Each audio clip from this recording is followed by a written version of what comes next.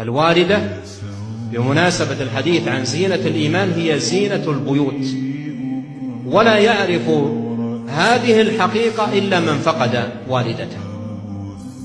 لا يعرف هذه الحقيقة ولا يدركها إلا من فقد والدته، يدرك فقده لزينة في بيته وحلية في بيته وعطر في بيته لا يعوضه شيء ولا يصده شيء. فالأم جمال للبيت وزينة، ولا سيما إذا أكرم الإنسان بسكنى والدته معه أو سكناه معها، يصبحها ويمسيها ويلتقيها كل يوم ويسمع دعواتها ويرى ابتهاجها بلقائه وسرورها برؤيته. وليس عند الوالدة أطيب من أن ترى ابنها وتكتحل برؤياه.